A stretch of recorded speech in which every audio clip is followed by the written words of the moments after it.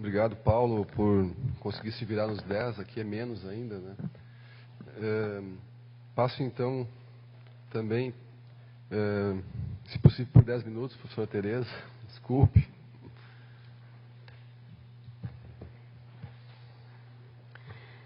Bom dia a todos.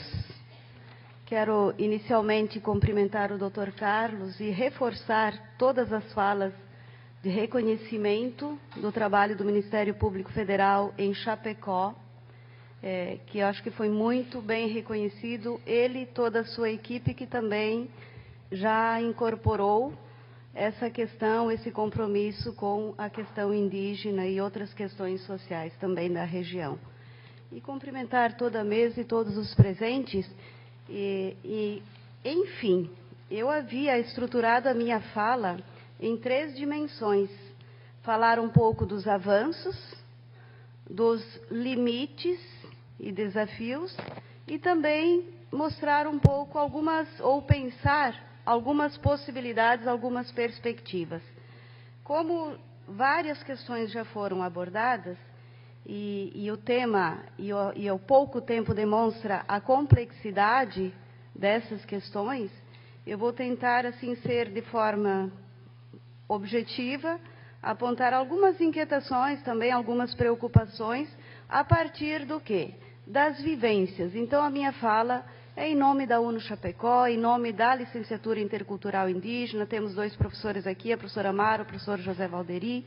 Então, não é a Tereza, mas, enfim, a UNO Chapecó.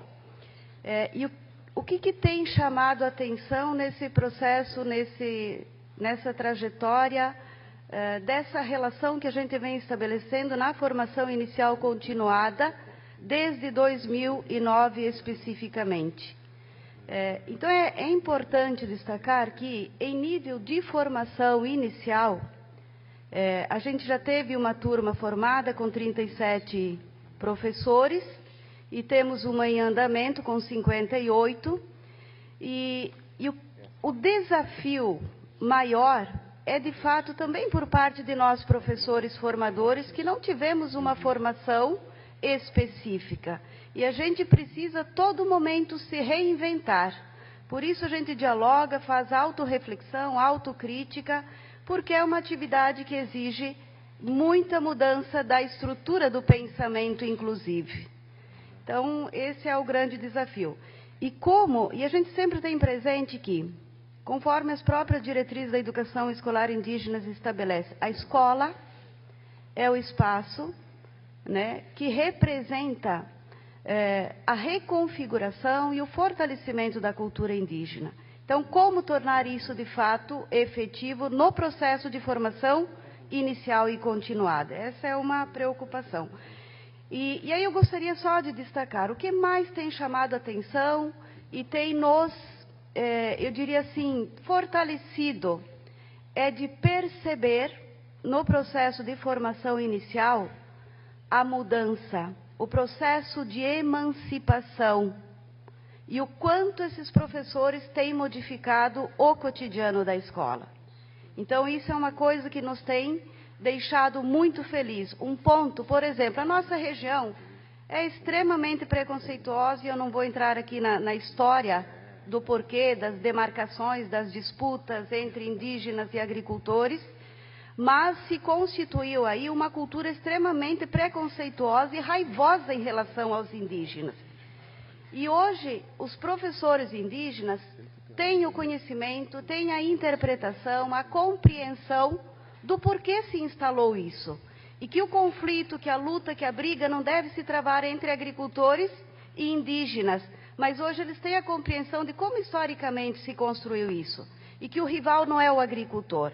Então, isso a gente considera um grande avanço nesse processo de formação, de compreender por que as coisas dão no que dão, ou seja, conseguem contextualizar.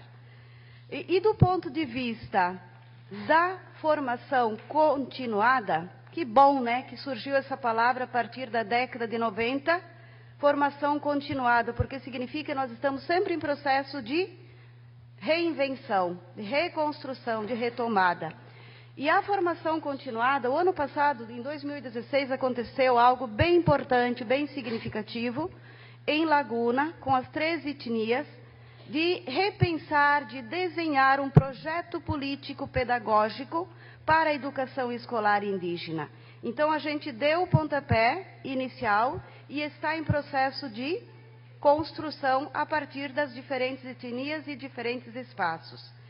E do ponto de vista também da formação continuada, em 2016, e aí mais uma vez, graças à ação do Ministério Público Federal de Chapecó, nós temos hoje uma especialização que tem como foco metodologia do ensino da educação escolar indígena. Depois, se tiver tempo, o Dr. Carlos até poderia explicar como é que aconteceu esse processo.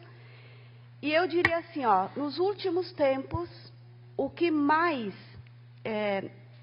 demonstrou o potencial, o crescimento, o fortalecimento dos professores indígenas foi o reencontro nessa especialização com os nossos ex-alunos da licenciatura e outros também que não são da licenciatura. É um grupo, Dr. Carlos, que a gente não consegue imaginar a dimensão, o potencial.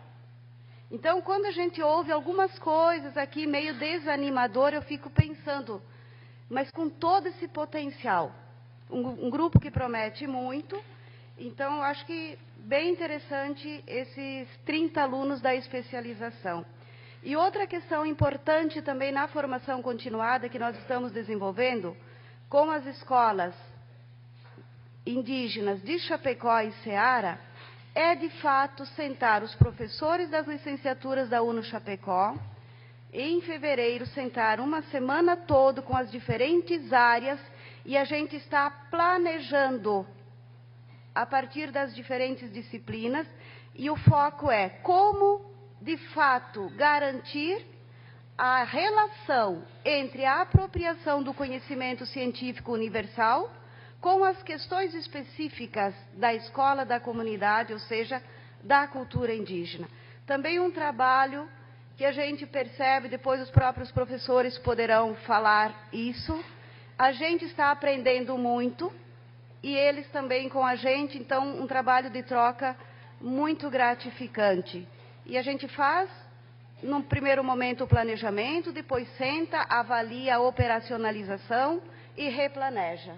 Então, um trabalho, acho que em nível de formação continuada, a gente, a partir das vivências também, está se desafiando. Ainda não encontramos um caminho, e porque nunca vamos encontrar, porque nesse processo da sociedade em constante movimento, nunca a gente vai ter a convicção de que esse é o caminho. Mas, ao menos, nós estamos buscando uma orientação nesse sentido. E aí, há sim um interesse, um desejo, uma vontade, e a gente percebe como ponto positivo desses grupos que nós temos o contato. Existe um grupo de professores indígenas que estão sim preocupados, comprometidos em fortalecer a cultura, em fortalecer o espírito da coletividade, em desenvolver de fato uma educação escolar indígena comunitária. Existe sim essa preocupação. Agora, tem algumas preocupações também que a gente vivencia no cotidiano. E eu vou listar aqui um pouco essas preocupações nossas e que também são desses grupos, né? Por outro lado, existe um grupo que ainda alimenta uma espécie de sentimento de vitimização, de não conseguir perceber que o protagonismo, a autonomia depende dele ou do coletivo. Então, isso preocupa muito, porque se instalou, de fato, não só no meio da educação escolar indígena, mas como um todo, na educação básica, essa cultura da churumela, da lamúria, enfim. E que a gente não gostaria que isso também invadisse as escolas indígenas, porque eu sempre falo, os professores indígenas têm um ar alegre, motivador, para frente, mas de repente, cuidado que algumas questões estão invadindo sem vocês mesmos muitas vezes perceberem. Então, não deixem que isso aconteça. É um grupo pequeno, mas pode acontecer de disseminar um pouco essas questões. E a outra questão que a gente também tem como preocupação no processo de formação, e a gente considera uma limitação grande, é que ainda nós não encontramos um professor específico para trabalhar metodologias do ensino Caingangue, no nosso caso. E aí o que acontece? Existe um espaço significativo, que foi uma conquista também das escolas indígenas, ou seja, 5 aulas de língua Caingangue. Portanto, a gente fez uma pesquisa com os alunos da educação básica e a maioria diz que não gosta. Por que não gosta? Por que não quer? Então, isso a gente está muito angustiado, até já tive alguns contatos aqui. Por favor, que nos indiquem um professor que tenha formação e trabalhe especificamente metodologia do ensino da língua Caingangue, que tenha todo um procedimento teórico e metodológico de envolvimento dessas crianças e que, de fato, aí sim vai fazer sentido. E a outra questão também que preocupa, muito embora tanto a RCNE e agora as diretrizes da educação escolar indígena estabelecem esses 4 pilares, né? Educação indígena, diferenciada, comunitária, bilíngue e intercultural. Do ponto de vista comunitário, e a gente fala a partir das vivências, que a gente hoje interage muito a licenciatura com a educação básica, nós não conseguimos ainda um projeto para a educação escolar indígena comunitária. Como é que se faz na prática isso? São aquelas participações pontuais na Semana Cultural? O que é ser comunitário? O que é uma educação indígena comunitária?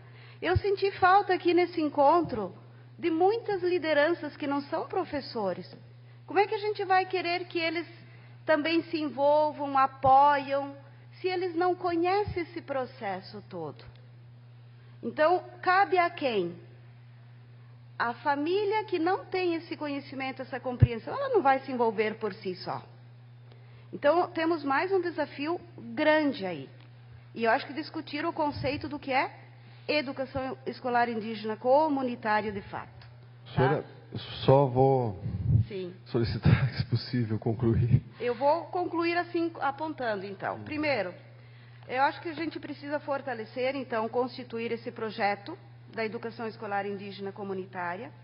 Temos 130 interessados em cursar licenciatura. Aí a gente precisa constituir uma comissão com os professores indígenas, fazer um projeto de formação que venha de encontro, de fato, com essa demanda, em conjunto.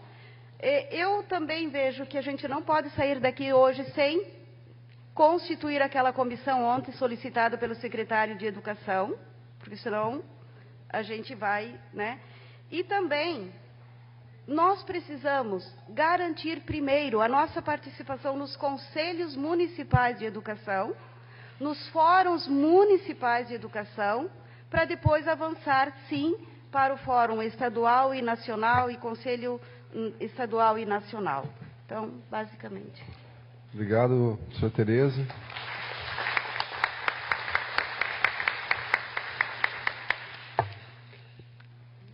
Passo a palavra à professora Maria Doroteia. Também, se possível, professora, 10 minutos. Bom dia a todos nós, a todas nós.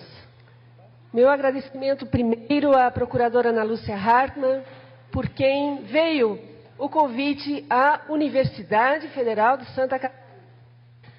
A professora Tassinari, coordenadora da licenciatura indígena do Sul Mata Atlântica, eu.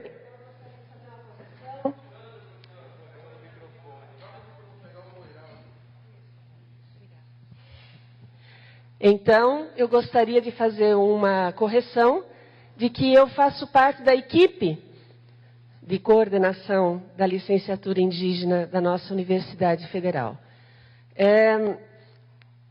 Eu gostaria de contar alguns fatos. E o tempo é curto, portanto, eu tive que cortar também a minha preparação. Mas eu não posso iniciar a minha contação sem dizer que, antecipadamente, fiquei muito satisfeita que nesse evento eu poderia conhecer pessoalmente o Dr. Carlos Prola, a quem saúdo, parabenizo e reconheço a importância desse evento, a Luciana Afonso, procuradora em Rio do Sul, por fazer a atuação junto aos Laclanon Choclen, já convidada por nós na Ação Saberes Indígenas na Escola, e Dr. João Akira Omoto, pelo fato de que atuou brilhantemente numa ação relacionada à terra indígena Morro dos Cavalos, e eu agradeço por essa sua atuação vários anos atrás. E, em falando desses procuradores, eu falo de todo o Ministério Público Federal, que tem atuado positiva e contundentemente a favor dos direitos das populações indígenas. A minha fala aqui é relacionada à formação continuada e, em relação a isso, eu vou mencionar alguns aspectos relacionados à licenciatura intercultural indígena do sul da Mata Atlântica e a formação continuada, que é a Ação Saberes Indígenas na Escola, que vigora no nosso país, mencionada brevemente ontem pela professora Suzana. Então, eu me vejo numa situação de expor, de contar, como eu disse, algumas possibilidades da gente refletir e articular e conjugar alguns pontos fundamentais que já foram trazidos aqui ontem. O nosso curso Licenciatura Intercultural Indígena já formou a sua primeira turma e eu quero saudar os que aqui estão já formados nessa primeira turma, que são muitos, e também saudar os nossos atuais acadêmicos da segunda turma, Guarani, Caingangue e Laclanon Choclen. Dizer que nosso PPP, antes de vigorar na nossa universidade, foi entregue, inclusive, à procuradora Ana Lúcia para a sua análise. Então, essa conjugação com o Ministério Público Federal, eu entendo sempre muito fértil e necessária, evidentemente. Nosso curso, nesse momento, tem como orientadora pedagógica uma indígena caingangue, que é a Josileia, do que a gente muito se orgulha, né? E eu quero, então, realçar o primeiro ponto. O primeiro ponto é o eixo norteador do nosso curso. Como eu falo, nossa coluna mestra, territórios e conhecimentos indígenas no bioma Mata Atlântica. Isso não é pouco, porque daí advém uma composição fundamental na formação dos professores indígenas, que é a questão territorial, já sublinhada aqui ontem e hoje. Os professores indígenas precisam ter a formação relacionada aos direitos territoriais.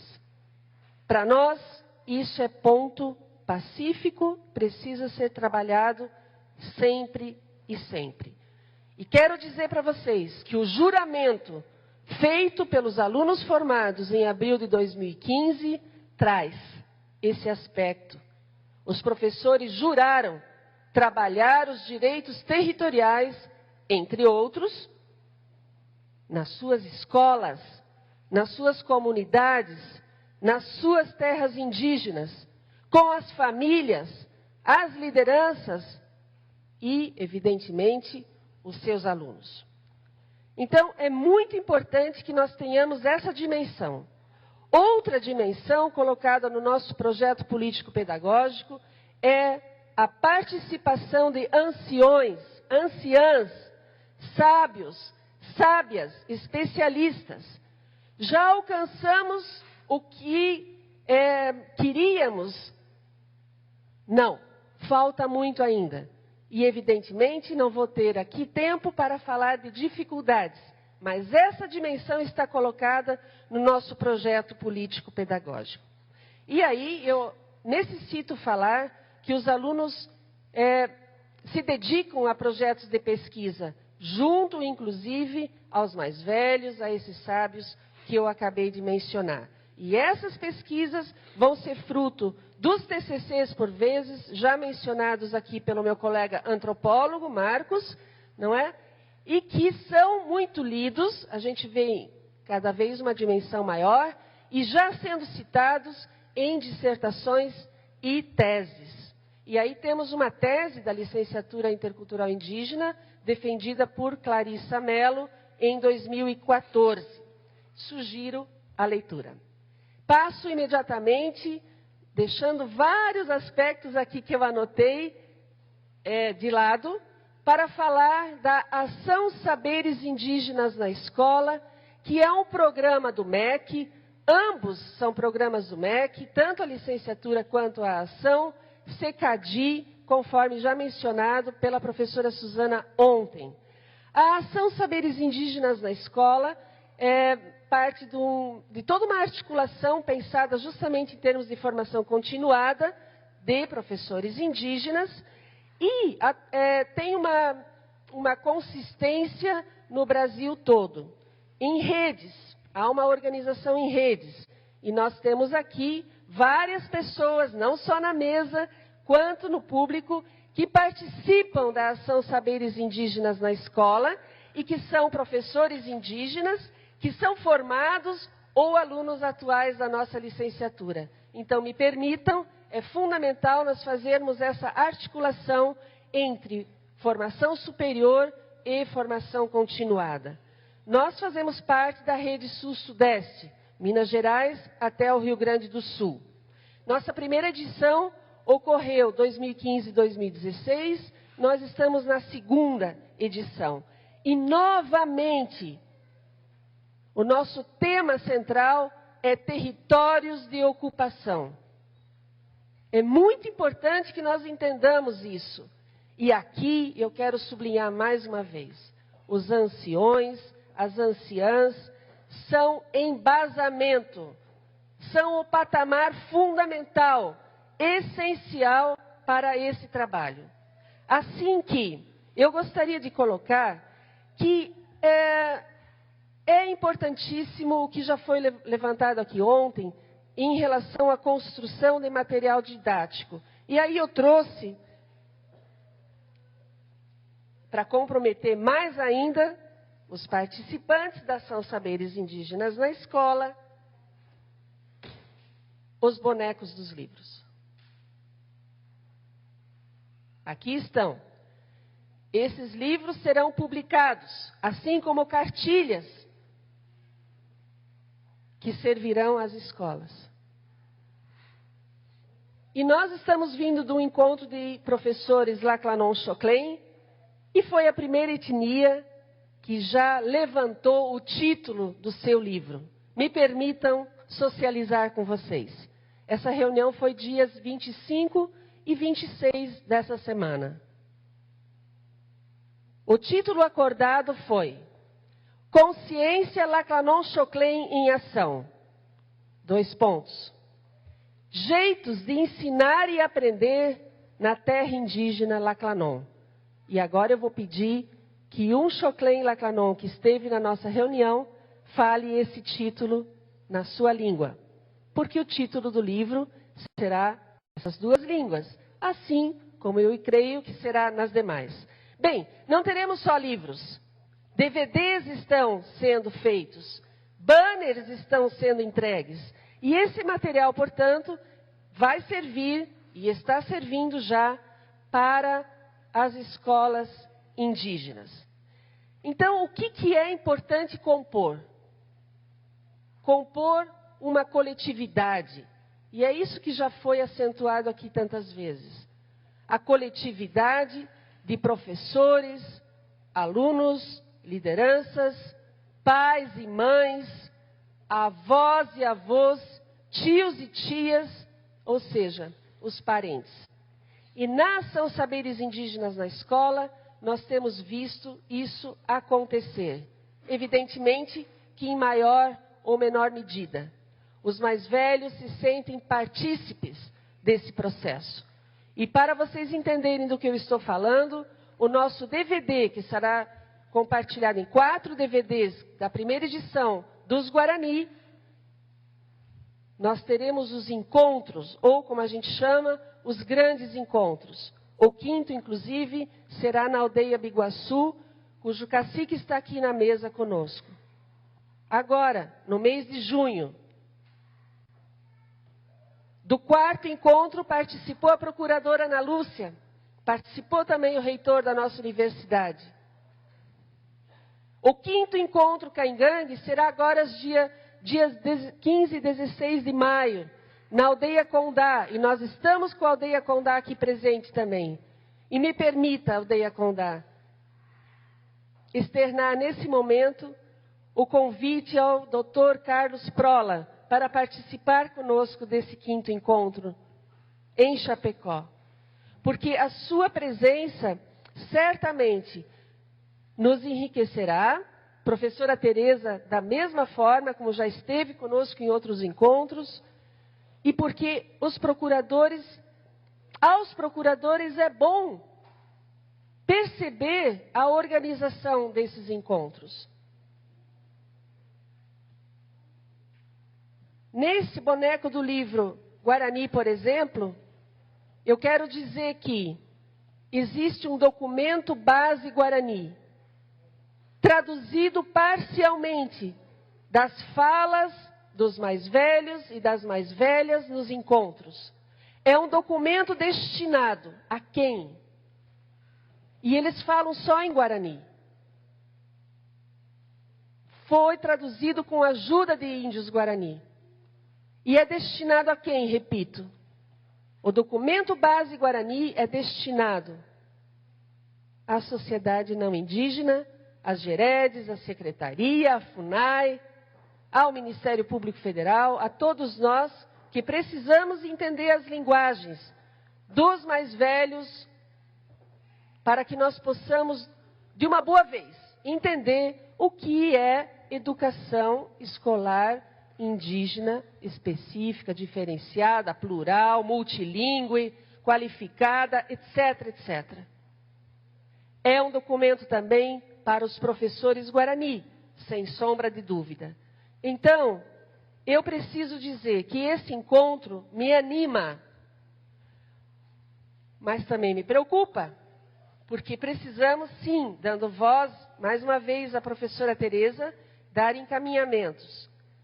Assim que eu tenho, e termino, Dr. Carlos Prola, minha fala, ainda teria outras questões a colocar, sem dúvida alguma, e aí eu não quero deixar escapar.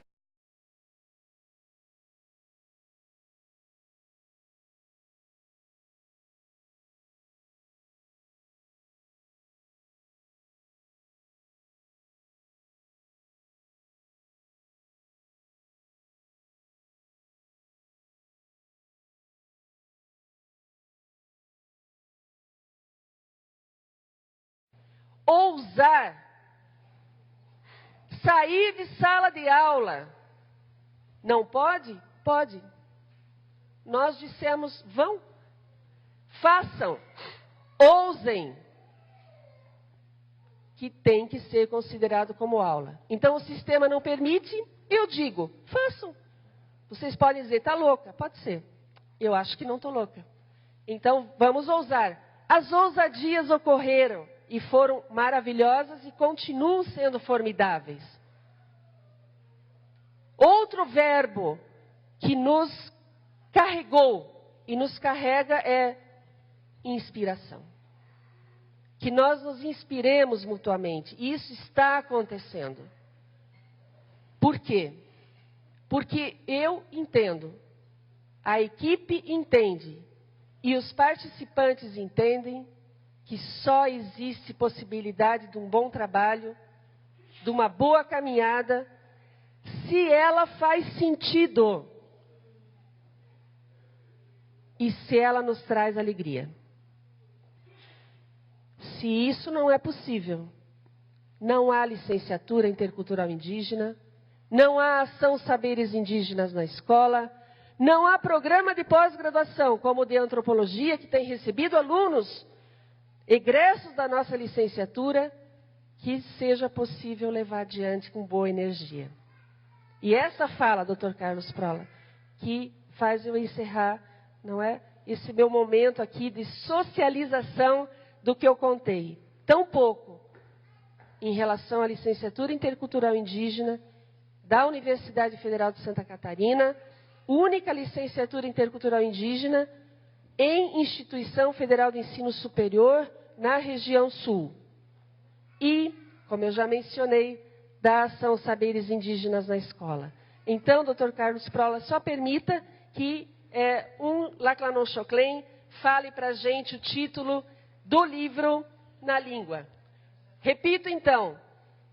Eis o desafio para os Cangangue, título do livro, e para os Guarani. Do Choclen, só antes de vir, então, na língua, gostaria de repetir. Consciência Laclanon Choclen em ação. 2 pontos. Jeitos de ensinar e aprender na terra indígena Laclanon. E aí está a possibilidade também da construção da escola indígena plural. Quem vai falar o título? Zeca?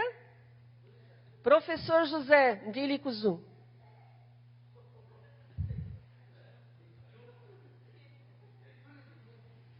Obrigada. Quero agradecer essa possibilidade. Obrigado, Dr. Carlos Prola.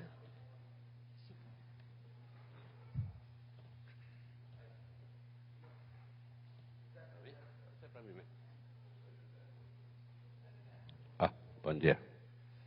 Perto de meio-dia. O título, qual é a professora em português? Ação? Não, é consciência, né? Aklenep kunden me enan. Do palangu akse unki yo palang angotime. Esse foi o que a professora leu em português. Repetindo. Aklenep kunden me enan. Do palangu akse ki yo palang angotime.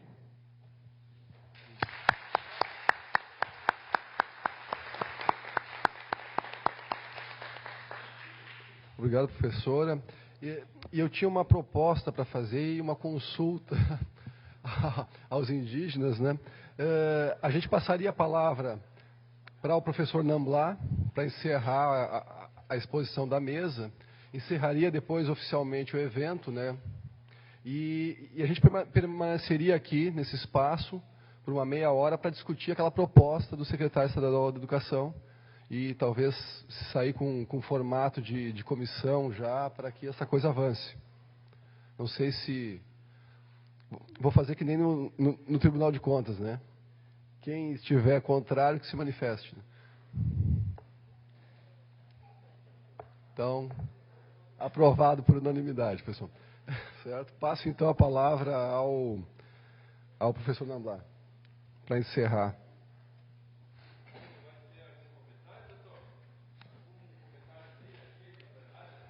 Não vai ter pelo seguinte, porque às 12h15 no máximo, a gente tem que encerrar o evento porque começa o Jornal da Assembleia ao vivo.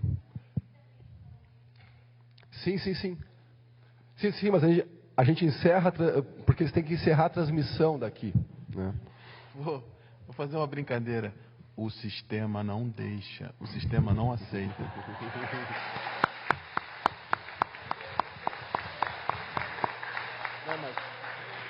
Mas como diz a professora Doroteia, vá e ouse.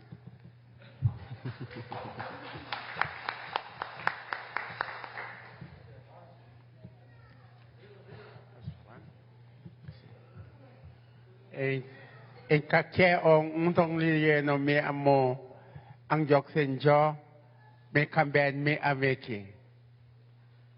Bom dia a todos. Eu primeiramente quero cumprimentar a mesa. Eu vou falar o mais rápido possível, tá? E até porque já foi mencionado o que eu estaria falando. Mas então eu vou falar. Ó, eu sou Choclen Laclanon. Eu fui o primeiro professor Choclen a ser contratado pelo Estado para ministrar a língua Choclen como língua estrangeira. Isso foi em 1984. Não, 94, desculpe. Em 94. Quando o professor Ramiro estava se referindo que foi em 94 que foi reativado, o NEI foi em 96, da qual eu fazia parte desse núcleo de educação indígena. Uma das coisas que me preocupa é esse tema, formação inicial. Mas antes disso, quero agradecer por essa oportunidade de estar falando hoje nesse workshop, ter oportunidade de falar. Depois de muitos anos, o Estado, a Secretaria de Educação do Estado e o Ministério Público ouviu o nosso clamor de hoje nós estarmos falando sobre a nossa educação indígena. A preocupação que eu tenho é quando se falamos em educação escolar indígena, está se falando em uma cultura, em uma história arqueológica, tá? Está se falando principalmente da língua indígena, a língua de um povo. Isso temos que tomar cuidado, porque não se deve se tratar isso como qualquer história, qualquer cultura, qualquer linguística ou língua, porque ele tem uma espiritualidade, ele tem um contexto, ele tem um conjunto. Nós não temos que falar educação escolar indígena, mas nós temos que ver que dentro desse contexto está um povo com história, com cultura, com línguas diferentes. Quando eu fui contratado como professor de língua estrangeira para ministrar a língua Choclen, ao longo do tempo, vendo a necessidade, eu tive que buscar um conhecimento, uma formação acadêmica em universidade.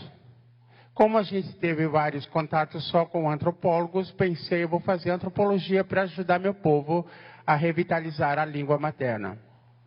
E eu fui concluir meu curso de Ciências Sociais, me licenciei em Sociologia, mas vi que não era aquilo que eu queria, pois estava preocupado com a revitalização da língua Choclen Laclanon. Eu fui buscar um conhecimento mais além na área da linguística, para analisar. Eu sei que em 2005 fui o primeiro linguista indígena a analisar a língua materna. Voltei para a aldeia, teve concurso no estado, eu fiz um concurso. Passei para ministrar a disciplina de escola não indígena. Vendo a necessidade, voltei para a escola indígena Laclanon, como professor efetivo, trabalhando com isso na época. Eu fui um dos diretores do colégio Laclanon, na época. Até 2007, 2006, eu acho que foi 2005, 2006, 2009 a 2011, eu fui como secretário. Mas vendo a necessidade, porque quando falo formação inicial ou formação continuada, eu vi a necessidade, fui para a universidade novamente, buscar um conhecimento na área da linguística. Passei na seleção de doutorado, pedi licença para a Secretaria de Educação do Estado, a opção que me deram, ou você vai estudar, deixando o seu trabalho, ou você continue trabalhando. eu escolhi meu doutorado, pedi minha exoneração, deixei o meu futuro praticamente de lado, fui estudar, peguei minha mala e fui para Brasília estudar. Fui na época com a minha filha pequenininha no sentido de eu dizer, mas ela já tinha 14 anos. Voltei em 2015 como doutor, mas antes disso, para ministrar a língua Xoclen, até hoje eu trabalho, se fosse para trabalhar, eu estaria trabalhando como professor não habilitado ou habilitação 100. Isso desanima a gente porque eu estou fazendo essa formação para poder voltar para a comunidade. Agora se está se falando num reconhecimento, numa formação ou um espaço aqui nesse evento. Acredito que, penso eu, que vai acontecer.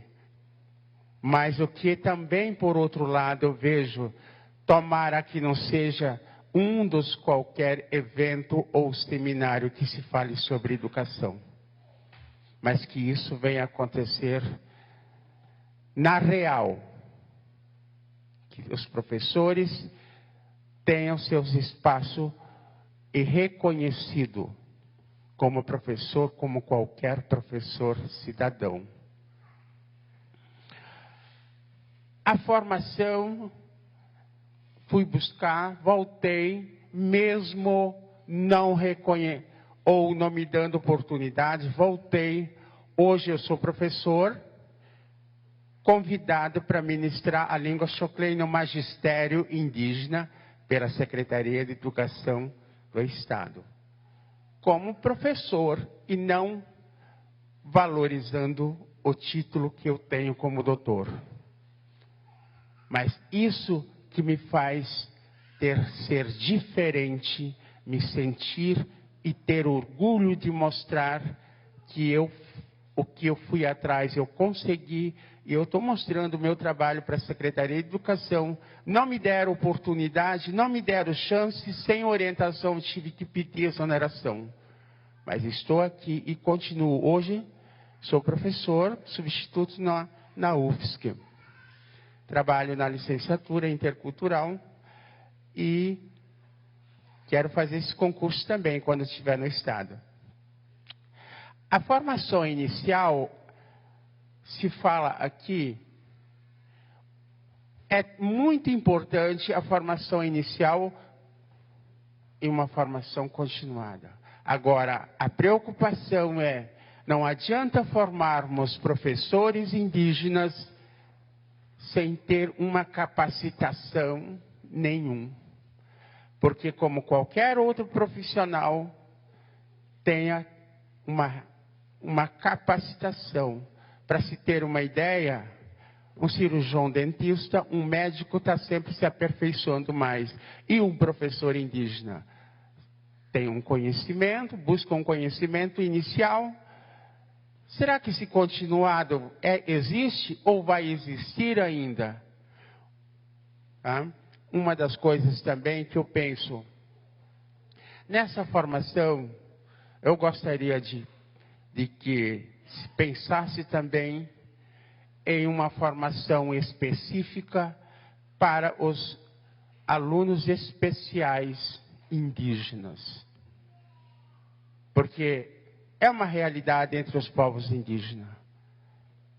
Então, temos que pensar isso nessa especificidade, porque deve-se pensar também num estudo mais aprofundado quanto à língua de sinais indígenas, que precisa. Historicamente, o povo Xoclen-Laclanon, não existiam as pessoas com necessidades especiais antes do contato. Após o contato está tendo. E deve existir também em outros povos como Guarani e Caingangue. Então deve-se pensar nisso também. quando eu falo isso, eu vi que uma índia terena estava criando um alfabeto de língua de sinais para o povo dela. Isso foi na Universidade de Brasília, na época que eu estava fazendo meu doutorado. Então, gente, vamos pensar não só na formação inicial, mas que essa continuação seja, na verdade, essa capacitação que eu falo é porque um professor de ensino médio ou aluno do ensino médio, ele não tem nenhuma ideia ainda, mas ele vai ser um professor, vai fazer um curso inicial, um curso de graduação, e rapidamente, durante os 4 anos, o professor se forma, sem ter uma noção de como produzir um material didático específico, diferenciado para seu povo. Então, para isso deve haver uma capacitação mais específica em todas as áreas para esses professores, para que seja, na verdade, ter uma continuidade disso o que aconteceu na universidade. Porque quando você vai numa universidade, você faz todas as cadeiras de graduação do curso rapidamente, passou-se e vai para casa. Vai ministrar uma disciplina, mas a professora ainda está despreparado ainda. Eu sei por mim, porque quando eu concluí meu mestrado, fui ver como que eu vou começar agora. Como vou continuar isso, essa pesquisa. E ao longo do tempo eu fui aprender sozinho, aplicando esse conhecimento. Então, vamos pensar nessa continuidade de formação, mas também preparar esses professores com um curso de capacitação sempre. Falo isso também sobre essa... Professor, se puder concluir, obrigado.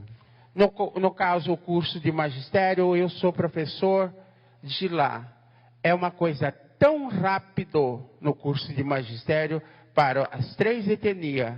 Tem aula de manhã, à tarde, à noite.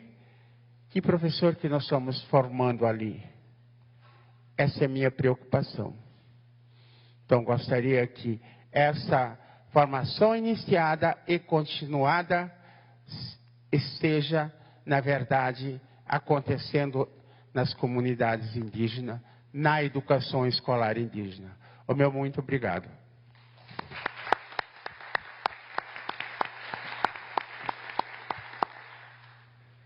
Bom, eu peço desculpa de novo por ter atropelado e cortado todo mundo no tempo, né?